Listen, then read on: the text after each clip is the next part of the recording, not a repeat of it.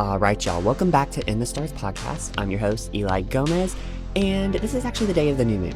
Yep, this is the day of the first new moon in Virgo. We actually have two this season. Just gotta say, that we have 13 new moons in the year, we got 13 full moons in the year, and there's only 12 signs.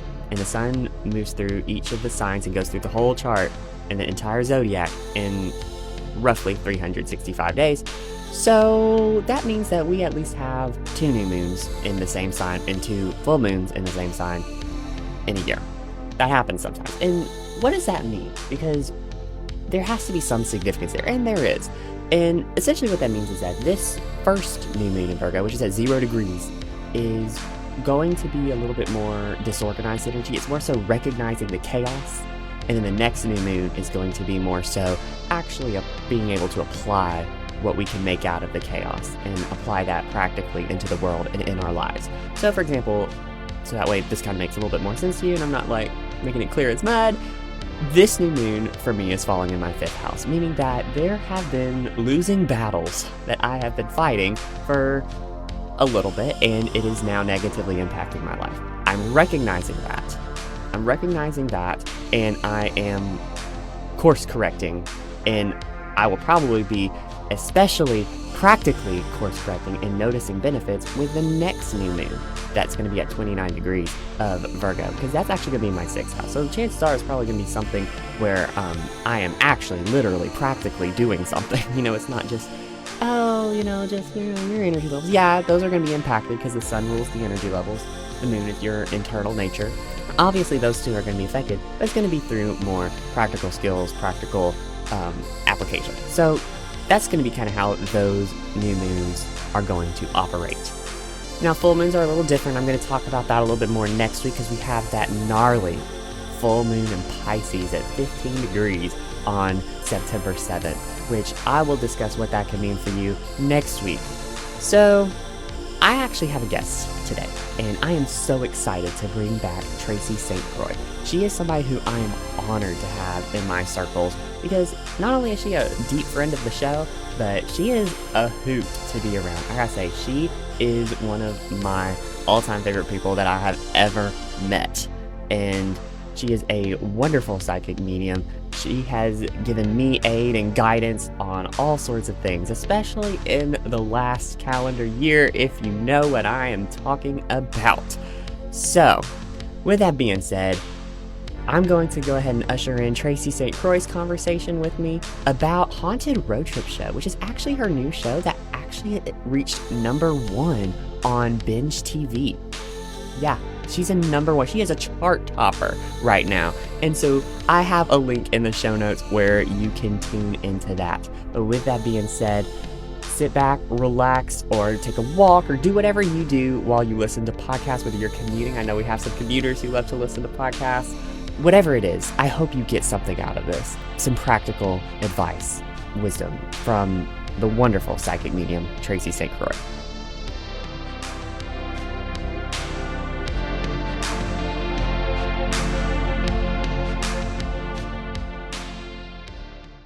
Welcome. Well, hello, Eli, and thanks for having me back. Hey, y'all. Yeah, I absolutely love having you on. Like, heck, like this is what, like your 3rd, 4th time. I Like, think I so. I love it. Like, you are so fun to have on, and we have so much fun together. And so I'm really excited every time we're able to get and chat on Yes. podcasts. So, yeah. Yes, I enjoy talking, people who have good banter, I just love spending time with. Oh yeah, I love a good conversation. It could be literally about anything. But today, you actually have just recently met the #1 placement on Binge TV stats on your new show, Haunted Road Trip Show. Tell us a little bit about the inception process of it. What got you into really wanting the show to happen? Like who did you have to meet? What happened along the way? And then talk a little bit about the show today too, like kind of how that led to what it is now, which is the #1 show on Binge TV. I know. Sometimes I have to pinch myself when people say that and like articles are written about it. I'm like, wow, like take a moment, breathe that in and like sit with that success. Right. But the inception of the show, it began just like if anybody knows Tarot, the Fool's Journey, right? I had this, idea and, just like all ideas, they start out with maybe people who along the road just said like, yeah, don't think we're going to do this, for whatever reason. And there I was. I was at a crossroads. I was at a choice point. Either ditch it or create it and birth it. And I could not ditch it. Like I tried. And it just was like, no, you need to do this. And it became a really, really strong soul calling to do this show. So it started out with my podcast. And then as I started to do my podcast, I knew it was going to turn into a television show. But I knew nothing about producing a show. I knew nothing about any of the entertainment world, right? I didn't know any of the inner workings of the how, right? I only knew the results.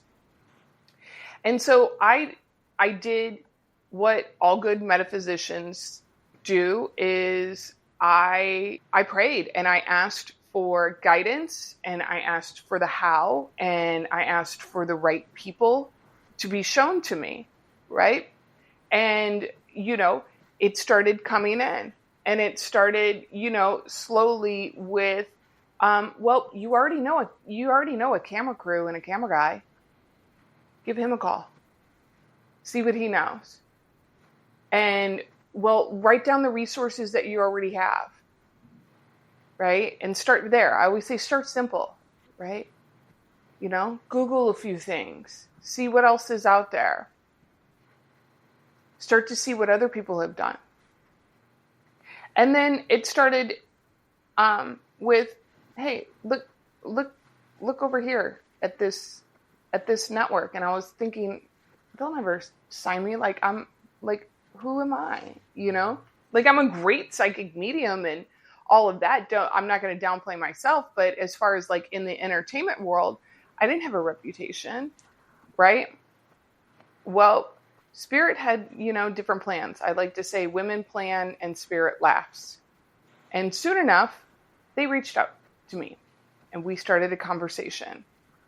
And soon enough, papers were signed. Help was given. This is what you need. This is what you can do. And, it took a little while, but we eventually got there because sometimes you got to learn some lessons about who belongs on your team and who's worthy and who's not. Oh, absolutely. That's just part, I think that's par for course with any business owner, or especially when you're learning and you're doing something new. Sometimes I say you gotta learn what you don't want. Yeah. And what that looks like. And, slowly over time, all the episodes just started coming together and there was more resources to help. And I felt more confident and more resources and more opportunities were coming in. And all of a sudden, it just came together very, very quickly in about 3 to 4 months when I found this wonderful editor and executive producer that I worked with, Robin Adams. Shout out to you, Robin. And he was kind of the guy behind the throne that makes the queens and the kings look wonderful.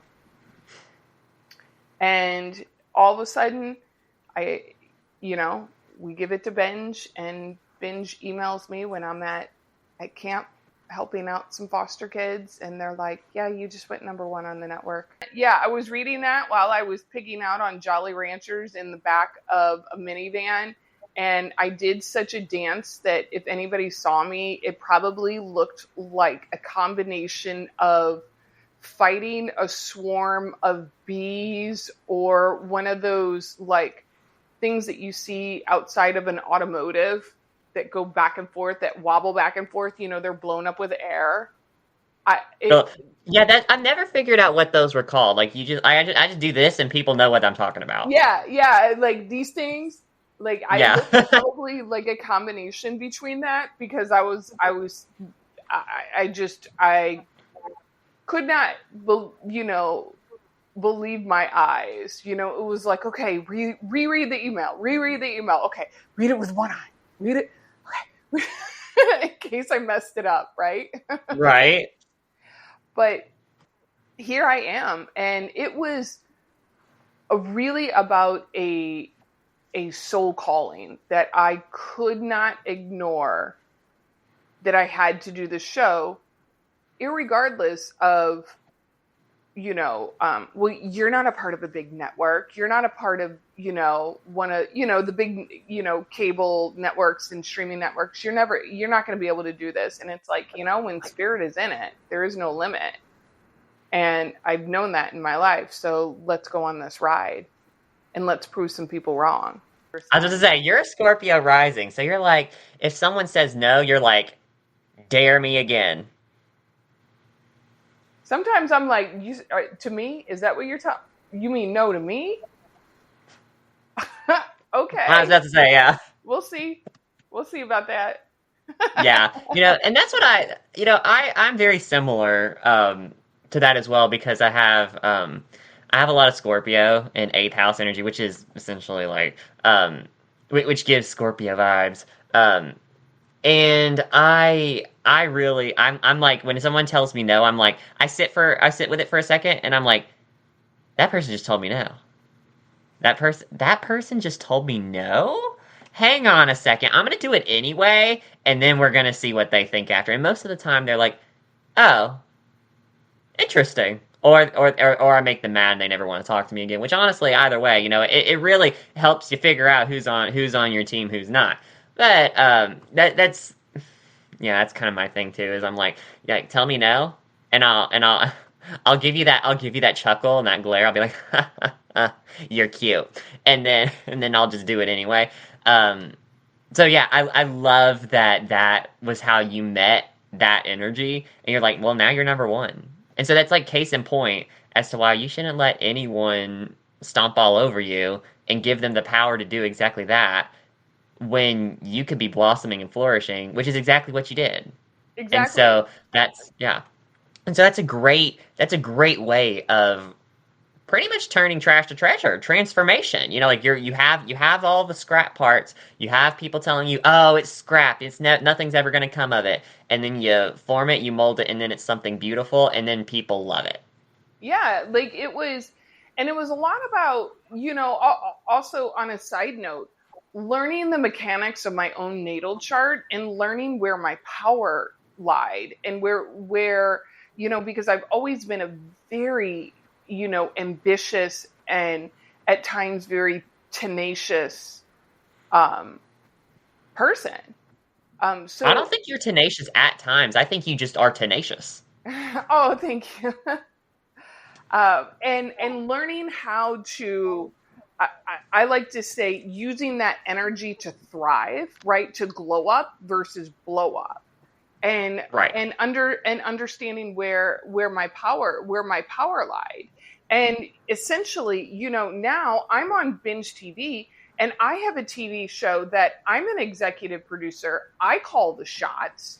I get to say where I go, when I go, who I go, and what is done. I'm not under the thumb of some, network executive telling me green light, red light. Mm-hmm. I get to do kind of the show in a way that honors spirit, in a different way that other paranormal shows have not, or that they just, for whatever reason, haven't focused on. Yeah, that's a great point that you bring up. And let's talk about that, actually, because we, as people who really like entertainment, like, we are really in a world where entertainment, we like to be entertained. Sometimes we like to be entertained so much so that we block out reality. And I see that all the time with a lot of the more current, and I put this in quotes, reality TV shows where it's really actually completely manufactured and there's not any dose of reality really whatsoever. I'm talking about especially Love Island here because I'm like, I I watched a couple episodes with my roommates and I'm like, this is the most ridiculous thing I've ever seen. I cannot believe that people are actually truly entertained by this, but I kind of hate watch it because it's so like, oh my god. But it's just one of those things. But your show is actually truly informative. And I would actually say is more reality TV, like actually true reality TV, than a lot of these other like major popular shows. And so, especially in the world of spirituality, we have a lot of shows like that are really popular, especially like on the Travel Channel, and there's some that I can think of. I think there might be a couple on A&E, maybe A&E. I don't remember off the top of my head, but there's a couple of really popular like ghost hunting shows, paranormal investigations, but you can kind of tell when some of it is really probably, especially if you're in the game, like, some of it's kind of manufactured. So, but your show, because you were saying that you were able to call the shots, you're able to make it completely crystal clear. There is no veil. There is no deception. This is literally what it is. And you even stated that on the first episode with the Dabs Hotel. You were like, look, we didn't get anything on the EVP this time. Like, that's okay. Sometimes that happens. But the evidence was coming through in other ways. Whereas maybe in other shows, they might make it up and be like, oh yeah, we got all this stuff on the EVP, just to show, to make it sound like, oh, it's so spooky, it's so, blah, rah, rah, rah, rah, incite drama. But you approached it in a very different way, which is why I really wanted to acknowledge that and be like, hey, like, this show is like it's legit. Like, this is what it actually looks like. Versus what a lot of the major popular shows might portray it to be. And I'm not saying that all of them are bad. Like, there are some really good, really popular shows, like the ones that Tyler Henry did. I think that's very good. Yeah. But like, as more of like the paranormal investigative side of things, I think you really did a fantastic job of portraying the reality of what paranormal investigations actually look like. Yeah. Thank you very, very much. Because that's how I stepped into this, was I don't have to manufacture anything, right? Spirit's its own entertaining energy. That is going to be that. And there are some really good shows out there that I enjoyed watching. I loved Kindred Spirits. That was a really great show. Watched that for years and years and years. I think they were on for 7 years. But my show is filmed from a place of, paranormal activity, but also the history and also some education around how spirit actually works.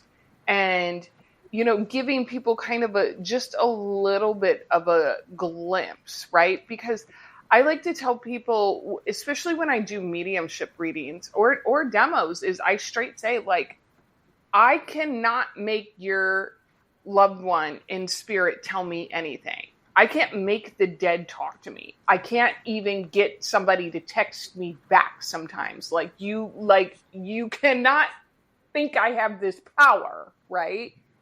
Like, people are gonna, spirits are just people without bodies, and they might not want to talk to me. They might be like, I don't know her. I don't want nothing to do with her. Or they might be like, you know what? I really want to open up to her. And that's their own free will choice as a spirit. But I also wanted to highlight the communities, the smaller town communities, the lesser known haunts in the history. I'm very blessed. Yeah, and you could tell when watching the show that this was all you. Like you were like there you were the one that was actually like the information, all of the relaying of the spirit thoughts, like you could tell that it was not from a producer. It was not from some other person in power in the show that like you were able to express authentically in the show and portray that information and give it with compassion, empathy, and very like no judgment whatsoever. You know, like Yeah. versus where in a lot of entertainment, you know, there it's kind of like you got to throw the judgment because you know it's going to get people into the drama and all. And when sometimes it's not about drama at all. It's just about being like, hey, this is what happened. This is what the spirits are saying. I'm going to be the medium and communicate that information. Yeah. Really, at the end of the day, that's really what it's about. Yeah, and I'm going to convey it in a way that's honest and authentic to me, because when you look at things like when you look at things psychologically, people consume content for a couple different reasons. Either one, they like the information that the content is giving them, or two, they like the person's personalities on the show, not exactly the information that they bring through. And you can see that good personality or dynamics going. Their information wasn't all that 5-star, but people watched them because of the personalities and whatever came along with that. But I want to give them both, right? I want to educate people. I want to empower them about the spirit world. I want to open up the gates, not gatekeep. That's so true because there's so much like kind of what we were talking about earlier. There's so much drama in especially the television side of things and trying to make things entertaining because that's like primarily that's why mainly like that's why we see most people watching TikTok. You know, like most people they want to be entertained. A lot of times we can throw in nuggets of information and hope like they slip in, through the entertainment. But there's going to be people who are going to be truly interested, but you did a really good job of trying to find and market to people who actually want to hear the information. And maybe, yes, they might find it entertaining. I found it entertaining because I enjoy watching content that's informative. But that's me. I understand that not everyone's me. But I really think it's very good job of trying to show people, hey, this is actually the reality of the situation, but it's also kind of inviting the audience to be able to see and be like, yeah, but you can also visit these places too, which kind of incites that same energy that maybe entertainment would, but instead it's doing it in a way like, yeah, and you can experience it for yourself instead of starting drama. Yeah. And, I'm also, this shows at a very auspicious point because a lot of the paranormal shows that a lot of us have loved did not get renewed. So there's a big hole to fill. And yeah. I don't mind helping to fill it. Here you go. New content. Look at this. Here you go. You wanted paranormal stuff? Here we go. Oh yeah, absolutely, and I think you're perfect. You fit right in there, and like I think people really need to hear a lot of the perspective that you bring into the paranormal field, and also the grounded in reality, not necessarily like super duper woo woo, like very out of touch with. Like the whole like twin flame thing, like being like, oh, this person's twin flame passed, and they're sit here and they're stuck in the afterlife. Like you don't really bring any of that, the fear based kind of information. You actually show like, yes, we can communicate with the afterlife. That is possible, and everyone goes there. There is no purgatory. There is no getting stuck. You do not have to pray people to pass over. It's really a I think you bring a very good, solid, foundational, grounded in reality approach that is very much needed in the field and will also, hopefully, be an effort to help people, or just society in general, see a little bit more validity in it. Yeah. Break away from the patriarchy of it all. Exactly. So, you had mentioned something before that was really, that really got me thinking. This was actually on a previous episode that you were on. And we were talking about spirituality and religion, and how you do not have to compete with trying to have spirituality for yourself versus maybe the spirituality that you were taught to have. So kind of like what you were saying with that got me thinking was like, okay, so we have a lot of people who come from many different backgrounds who listen into the show. And one of the primary demographics for me is atheists or spiritual atheists, like people who have kind of separated from religion, don't necessarily believe in like a god per se, but they do believe like there's an afterlife, there is spirituality, and I myself am one of those people. But we also have a lot of Christians that tune in. I also have a couple of people from other religions as well, and you said something that really was kind of magnificent to me, and that was that we don't have to compete with what we were taught versus what we experience. Because if we accept that what we may have been taught might not necessarily be the 100% end-all be-all of all things, everything, and we accept it more with fluidity. We take what we need in the moment and we leave the rest. And there's no judgment there. But sometimes we like to hold on to every little last thing because of whether it's fear or whatever reason it is. So kind of tell us a little bit more about where that thought process was kind of going, because I'm really interested to talk about this a little bit more, because this has been something that I've noticed a lot in people in my circles that they've been struggling with. So I'm curious to see where elaborate a little bit more on what you meant by that. It's a concept of, this and that can be true at the same time. Right? Maybe the situation is, well, the grandma I was most closest to, we always went to Catholic Mass with her on Sundays. And after she died, she wasn't there, but I still go to church because I want to be close to my grandma, not because I really buy into the beliefs and the, all of that. Okay, that's good. You want to come in with your grandma, and that's where you feel the closest to her. Okay, rock on. But just know you can always, what I like to say, expand your belief system. Add to it, right?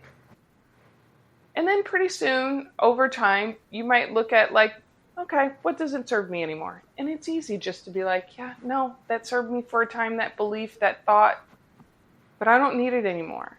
And suddenly maybe you realize like, I don't need to go to church or say that I'm a Christian to be close to my grandmother, because I can simply sit outside with a cup of tea and look at the clouds and just think of her lovingly, and she's there with me. I don't need, or whatever it is, right? And I don't, my thing is like, I've never wanted to force like belief systems onto people, right? Nobody wants that, and it never works, right? But what I, convey is like, I'm, especially on the show, I say on the show, I'm not here to make you believe in spirit or ghosts. I'm not here to prove a place is haunted. I'm stepping in already knowing it is, okay? I'm not going to fight you on that.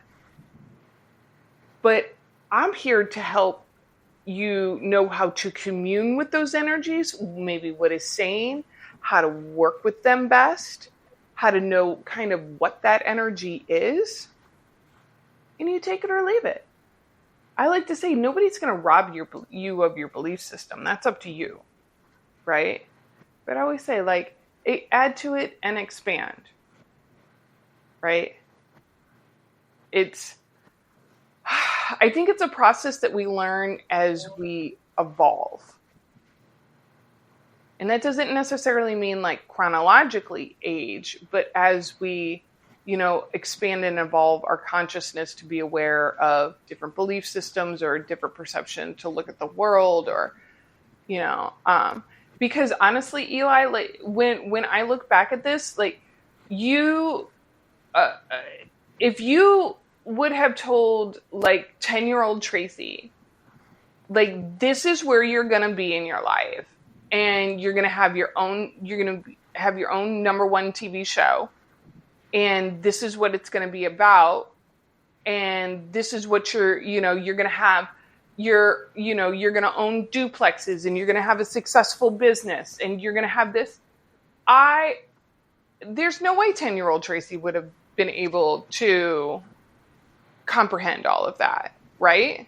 You would be like, what even is a duplex? It's like, there's things that you don't even know about. I had no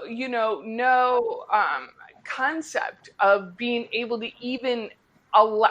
I would say this. Let's fast forward, even take 25-year-old Tracy. She would not have understood how that expansion of herself would happen.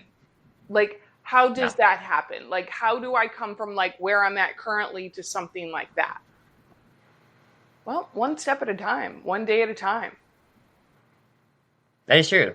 Like, it's not like a whole, like, people think that change and evolution is just one bomb explodes and it's a huge event, and then that has to have so many other things. I mean, sometimes, yes, that is the case, but most of the time, like, true major change in evolution takes place in the little things that we do throughout each day that we might alter or tweak. Yeah. That really changed. Like, for example, maybe one day you decide, I'm going to reorganize my whole bathroom. Okay? Like, I'm going to reorganize my bathroom. I work a 9-to-5 job, Monday to Friday, and then on the weekends I spend and do what I want to. Like, that's typical, but I'm going to reorganize my bathroom today. While you're reorganizing your bathroom, you're listening to the podcast that you usually listen to, but you notice in your recommendations that there's that one podcast that keeps coming up, but it's not exactly something you've ever really thought about listening to. But this day, you're like, well, I've already listened to all the episodes that of the podcast I already listened to. I might listen to this one. Like it gets your brain tickling. You're like, okay, well, I'm going to listen to the next episode the next day. And then it becomes your favorite podcast, which then you decide to message one day in, 3 weeks later and be like, hey, I'm going to message the person on their email that they have in their show description, be like, hey, this podcast was great. It helped me do blah, blah, blah, blah, blah, whatever, you fill in the blanks. Thank you so much.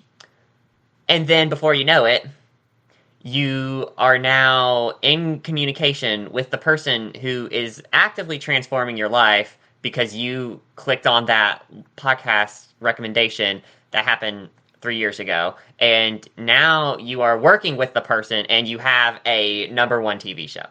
Yeah. Like, those are the kinds of things that true evolution and change. Those were all very, like, in the grand scheme of things, each of those things are very little. It's like you could either email somebody or you don't, It's really a 30-second, sometimes, depending on the length of the email, it's really not that significant of an action. But that action right there, which leads to other potential actions, which then leads to others, and then you have so many more opportunities that can open up from there. It doesn't have to be, change isn't something that has to happen to you. You can take control of it. And that's what a lot of people might not be completely aware of. And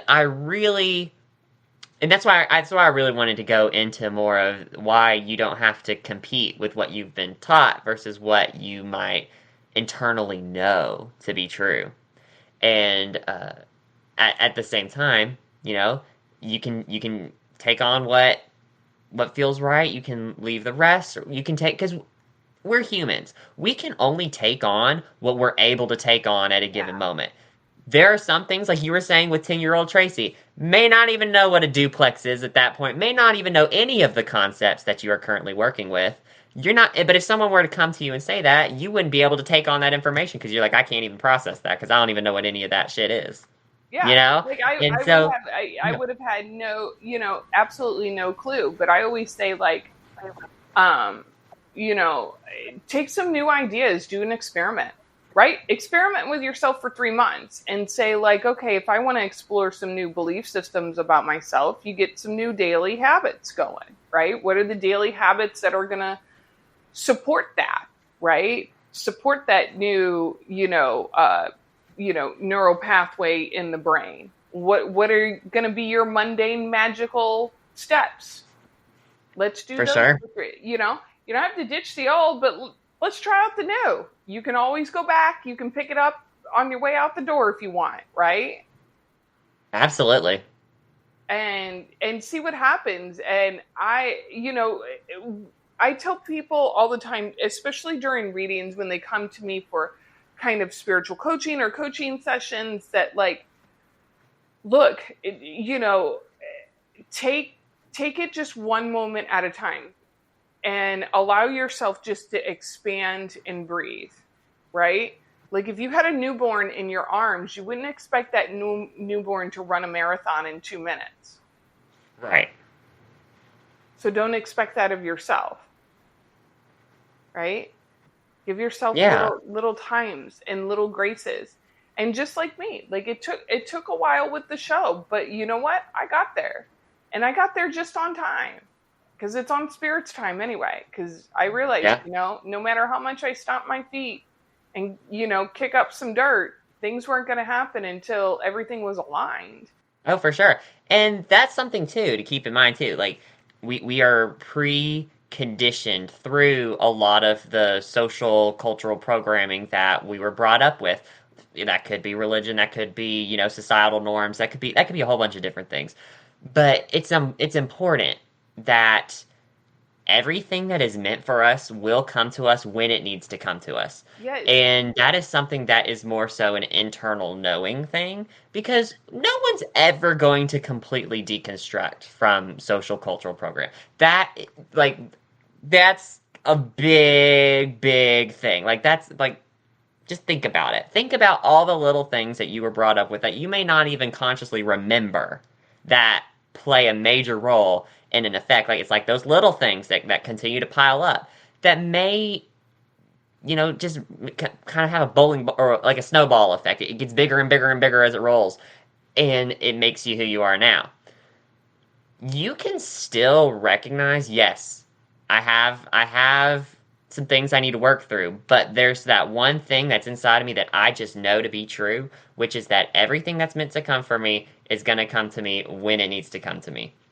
And sometimes, sometimes we get a little full of ego and we're like, but I want it now. Exactly. And the real question I would ask then is, but are you ready to receive it now? Yeah. Because when you're ready to receive it, it will come to you. Yeah. If it's not coming to you, you're probably not ready to receive it. There's still something that's kind of needs to be. There's still something there's a little block there that might need to be. I tell people all the time, I learned what is yours won't pass you by, and I told that when I bought my last vehicle. This of course slimy sales guy, and of course he's trying to push me into this other vehicle and pushing all these numbers on me. And I remember bold-faced looking at him, and he's a big, broad guy. He's like, like 6'4", towers over me. And I looked at him and I said, I'm not into taking things that don't belong to me. And what is mine will not pass me by, no matter what. And I don't think anybody had ever spoken that way to him, because he looked at me and then stomped off. Because I was like, no. Like, if the car's not mine, okay, then give it to somebody else's. I'm okay with that. Like, you right? But yeah, like there's not like you have any emotional attachment to it. It's like, okay, exactly. And it oftentimes comes down to sometimes timing. Sometimes things aren't ready for you. I tell clients a lot too. Like, maybe it's not that you're doing something bad why you can't. Why you haven't gotten into a loving, healthy relationship. Maybe the partner that is meant for you is grieving their mother's death right now, and right now they're not ready. Or maybe they're not finished up with their divorce, or maybe they haven't moved to this state. Or maybe this is something that also tends to happen a lot. Maybe they're still trying to figure out parts of themselves that that needs to come out first. Like that's also something too. Maybe you have something that you need to that needs to happen first before you go straight into it. Like there's so many moving parts that it's not simple at all. But when you think of it on a physical level, it's not simple. But when you think of it with that internal knowing level, and when you take out all of the noise and you think about it on the internal knowing, it becomes simple. It becomes simple. And that is when you get or what is meant for me will never pass me up. Yeah, and I had recently an interesting conversation. I was at a week-long camp for foster and at youth risk kids, and my cabin was girls, they were teenagers and whatnot. And through conversations that had come up, they were like, Miss Tracy, we're kind of confused on, how are you running businesses and living your life, but you're not married? Like, how do you? That's a good question. And I said, are you confused on how I have money on my own, how I've done this? And they're like, yes. And I was like, well, you do not need a romantic partner to be successful in your life. That is not a requirement. Matter of fact, it could be a detriment. So learn. Because it could become competition. It could be competition. There could be a lot of things. But I told them, I said, look, point blank, I'm not against marriage or long-term partnerships. I love it. I love the idea of love. But I want you to be successful on your own first. I want you to grow your own power, know what your own power is, know your own worth and your own value in this world. Don't let somebody else tell you what it is. And being, a Mrs. Such and such, that's not, that's not always power in that. No, in fact, that's assigning your power to somebody else. It could be putting yourself in a golden cage. Yep. So it was really interesting to talk, kind of have many conversations, not kind of surface level. I didn't want to go too deep with them, but I was like, no, you can be very successful and still have loving and caring relationships, and you don't have to be married to, achieve success in your life. And I think, me coming from a background of, I don't have tons of degrees. I don't have all that. I, have the training that I have, lots of certificates, lots of training.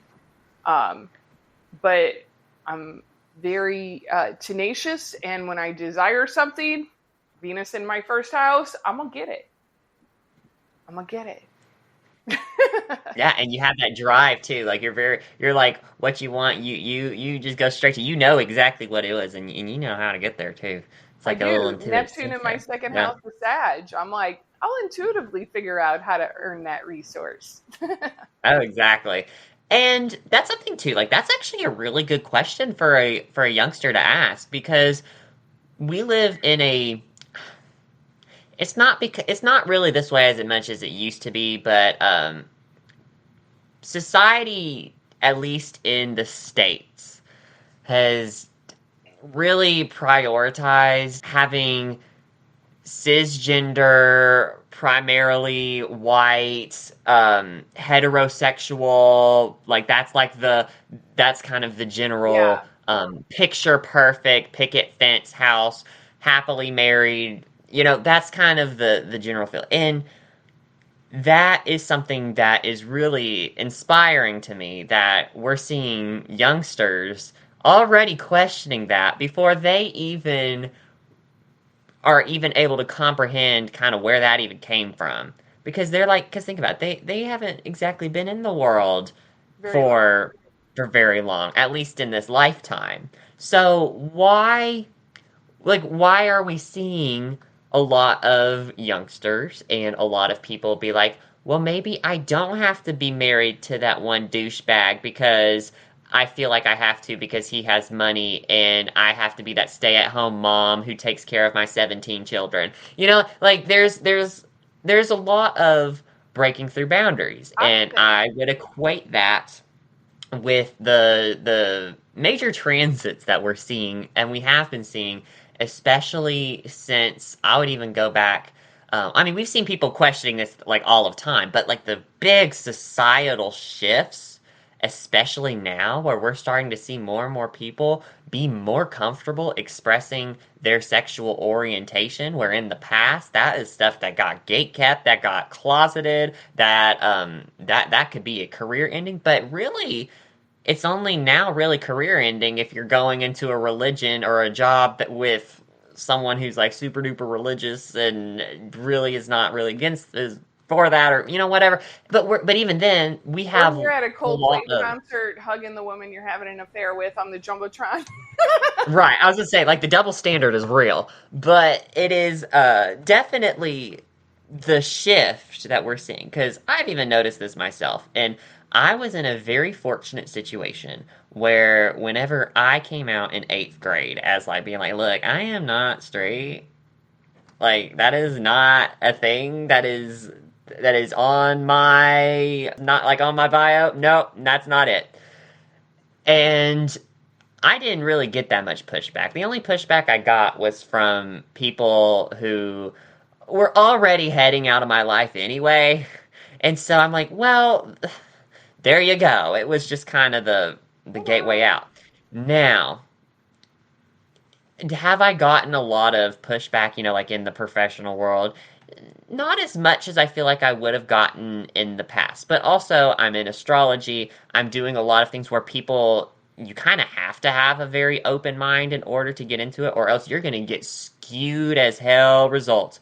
Because that's why it's so important to take your own personal biases out of the picture. And you really have to be an expert. You have to be an expert bullshit spotter in order to be able to do this kind of work.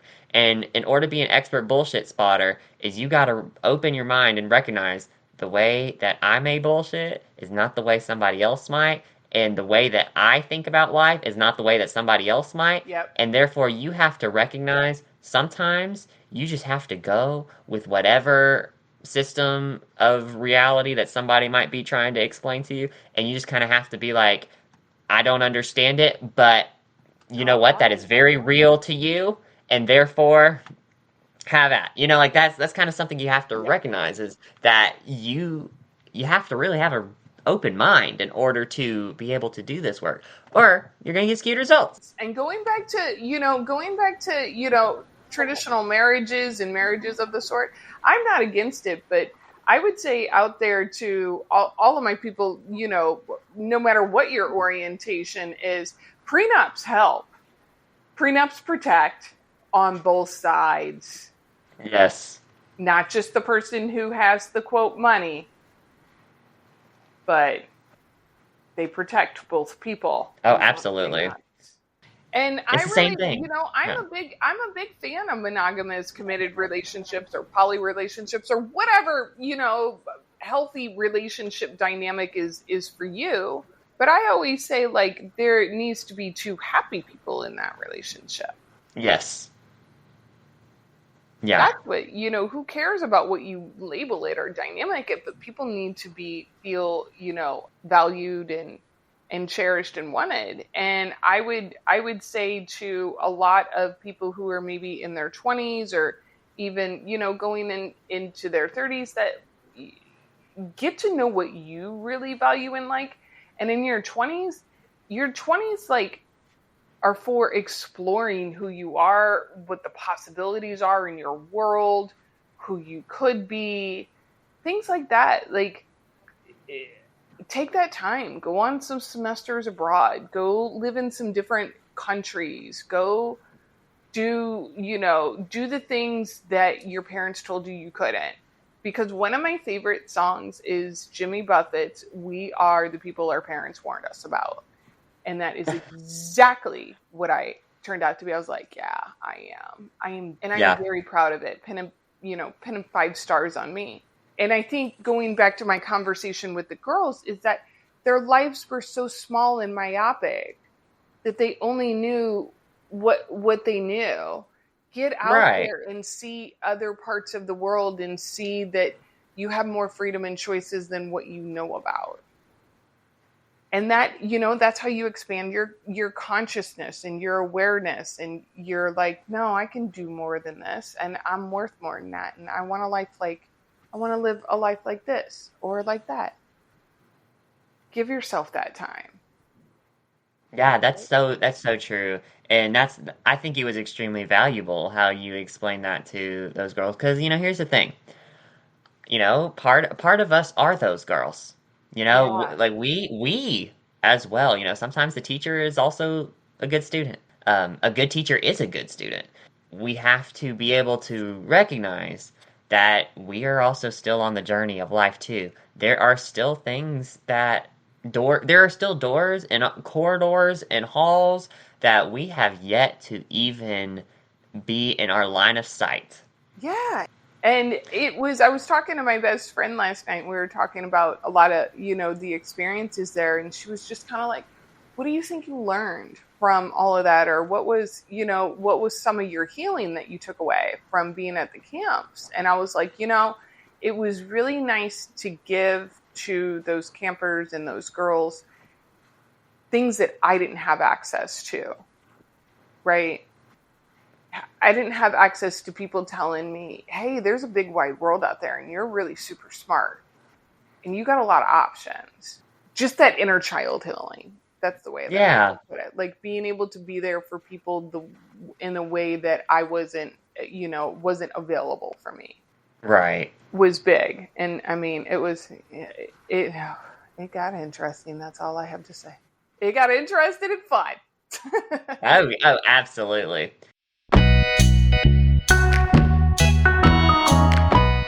Alright, it's that time of the episode where I give each of my paying patrons a shout out. So these are people who give a monthly pledge to the Starseek Astrology Patreon, where in turn they get special juicy discounts on readings and services, as well as some patron-only events. We recently had an all-patron town hall. I kind of discussed where's the direction that I'm wanting to head with Starseek Astrology and kind of what I'm wanting to accomplish for the remainder of this year.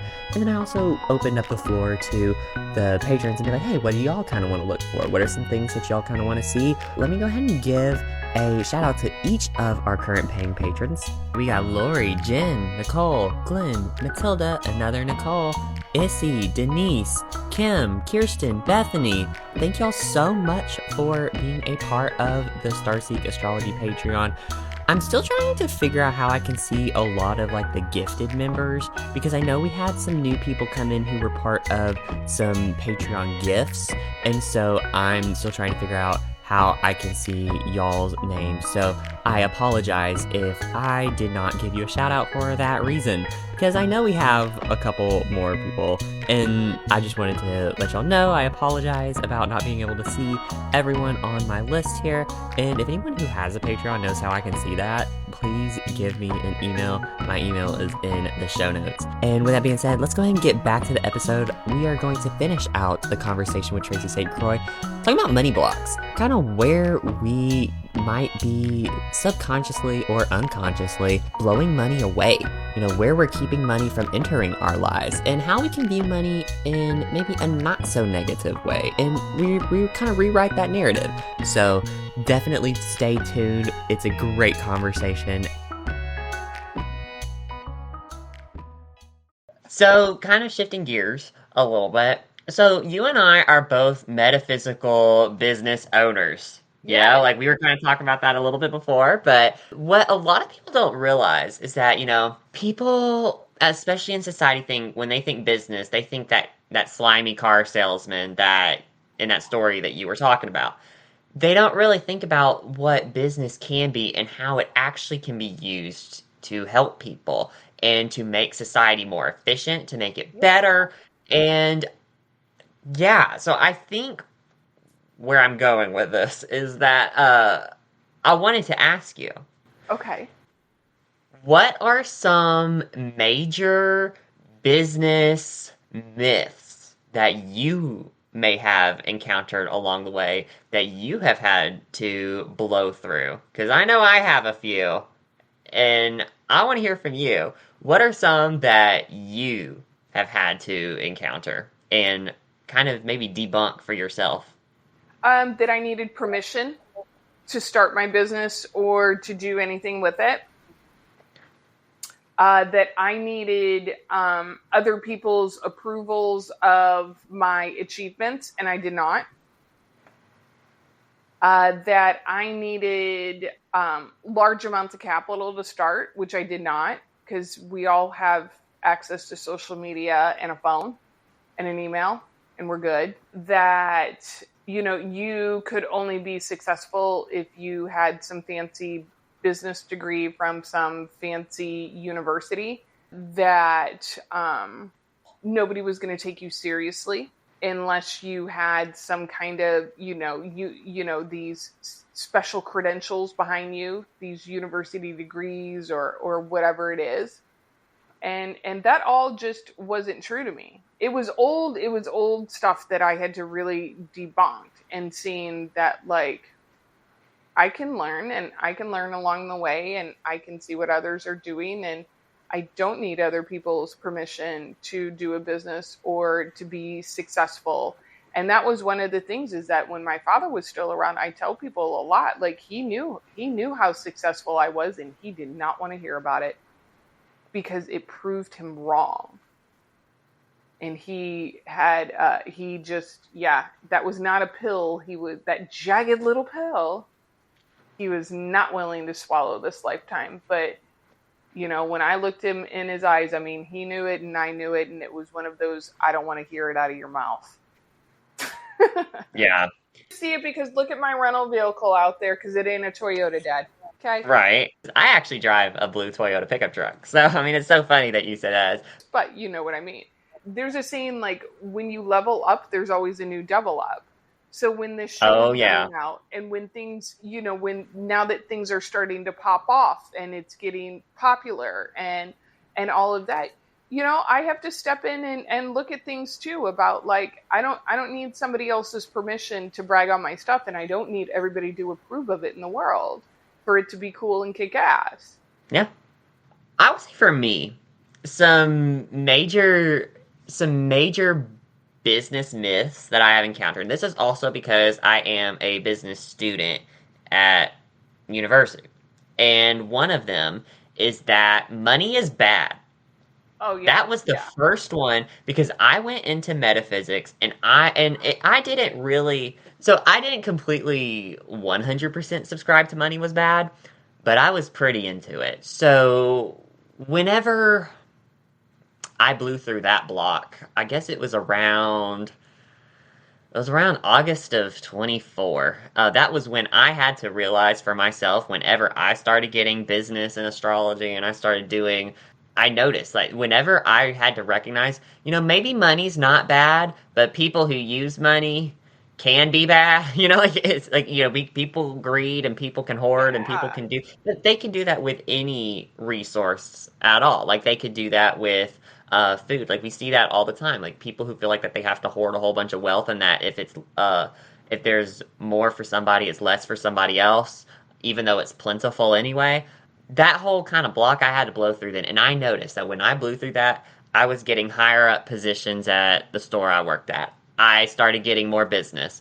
I started being able to feel more confident in my ability to do whatever it is that I was doing, and that could be from walking to class. That could be what I would say in class. That could also be the way I would deliver a reading. Like, those kinds of things were upgraded when I let that go. Because there are people, especially people who run businesses, that think, oh, money's bad. That might be why you might feel like you're broke. Because you feel like you don't deserve money. That's something that you might want to look at, because that's kind of that was where that was coming from me. Yeah, I had to look at my value. And I agree. Yeah. I've had to face those blocks of, well, you're spiritual and you should be humble, and you really shouldn't be making this much money. And I had to blow through that and realize the people that were talking to me from their own wounded space. And oh yeah, I had my own stories about money, that it was going to be taken away. Oh yeah. I had backstories about things being taken away from me, and childhood stuff and stuff like that. And I had to break through that, like, no, I'm an adult and nobody's coming to take anything from me. This isn't going away. And Tracy deserves really great fucking things. And once I blew through that, like, it was like doors open. Oh yeah. And the feeling of those doors open can be overwhelming. It can't, because think about it, those are opportunities, kind of Yeah. going back to what we were saying before. Those are opportunities that, we may not have been ready for before, but because we have opened that door, we can now accept whatever's coming in. That's really all there is to it. And so Yeah. for me, it was I was able to be more financially independent. I didn't feel like I had to depend on my parents as much, because um I was getting higher paying jobs. I was doing a lot more business with people. I was able to make more independent decisions just by being able to recognize, oh, maybe money isn't bad. Maybe I can actually use money for good. Yeah. And I can use it to transform trash to treasure. Oh, that's kind And of that's kind of, interesting. Because I kind of yeah, looked at it like other ways of like, I like clothes and makeup and hair and travel and first class and shit. Matter of fact, I love that. And I love money. I like spending money. I like saving money. I like giving money away. I love money. Fuck yeah. that's it. That's actually a new perspective. I hadn't heard that one Like, before. I was like, fuck yeah, I love money. I Why? love It that. helps me, like, if there's somebody who needs help with their bills. Guess what? I get to help them. Yeah. It doesn't have to being saying that you love money does not have to mean that you're a greedy Scrooge, No, money And is that's about yeah. freedom and choices. When I looked at it, why do I love money? Because it gives me the two things that I value: freedom and choices. Yeah. But And kind of like what I was saying is people might feel like that people who love money, that means, or people who are all about money, that is a bad thing. Like, when did that become a bad thing? I mean, yes, there are people who might love money and they may feel that, oh, it's because, maybe it's because they feel like that if other people have more, they have less, or, it maybe come from a lack mindset, and right. that's them. But you can rewrite that narrative for yourself. You can love money and not be a greedy asshole. Yeah, you don't have to be a jerk. Like, Right. I Yeah. know a lot of people that are very, very wealthy that are extremely generous with their money.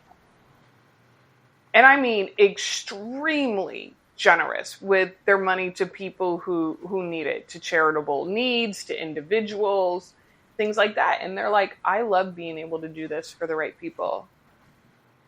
I For love being sure. able to give somebody so much money that they can pay off their student debt and they can go about this world and be free. Yes, that's something good too. Being able to recognize those in your community who may have more money than everybody else, but maybe they're not necessarily showing it off to the world that they're doing all of these good things. Yeah. Because usually that's something that I've noticed too, is that a lot of people who have a lot of money, who do things behind the scenes and are like, hey, I'm gonna help you out. Here's a check for the amount that you need. They may Exactly. not broadcast that. They may not be wanting attention from that, because that's not what they're wanting to achieve with their money. They want to Yeah. achieve being able to help a neighbor. Yep. And that's a great way to think about what you can do with money. You don't have to be somebody who's like all online everywhere being like, oh, I'm donating $10,000 to this corporation, and be like, oh, or this nonprofit organization, and when it's clearly for show. Because that's what we see. That's what we see on TV, because that's what people show. But most of the time, that's actually not what goes down. I've been tempted on those posts, me being the Scorpio rising, I want to be like, show me the receipts. Did you really Oh, send yeah. that money Are there? you really Oh sending that my amount? God. Yeah. Like, I'm always like, if I reached out to them and I asked them for a receipt that they actually got the money, is that what I'm gonna like?